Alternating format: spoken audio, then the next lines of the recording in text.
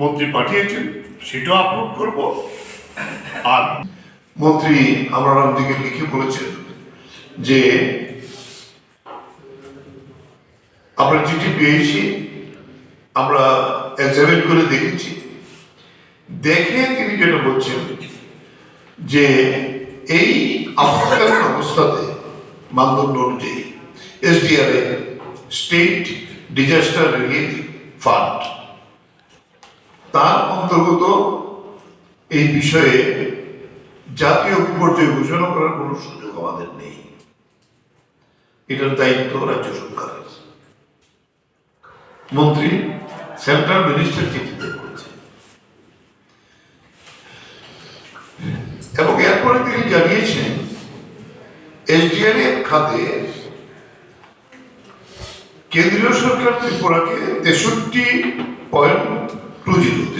কোটি 20 লক্ষ টাকা রাজ্যের এবং রাজ্যের অংশ এটা দিতে হয় 7 কোটি 20 লক্ষ টাকা, অর্থাৎ মোট 70 কোটি 40 লক্ষ টাকা 2 কিস্তিকে রাজ্যকে দেওয়া হয়েছে।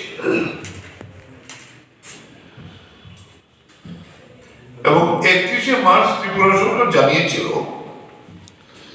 আগেই এসডিআরএফ এর ফান্ডে ত্রিপুরার হাতে 227 কোটি 92 লক্ষ টাকা আছে।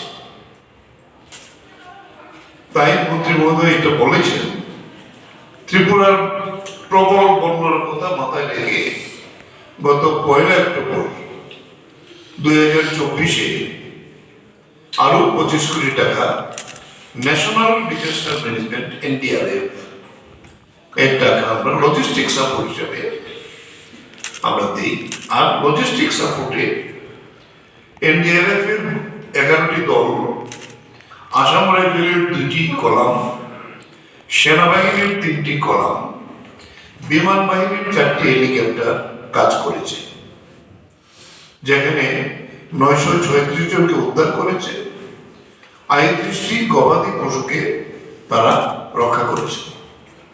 এই চিঠিতে বলেছেন অপেক্ষা না করে ত্রিপুরার বন্যার পরিপ্রেক্ষিতে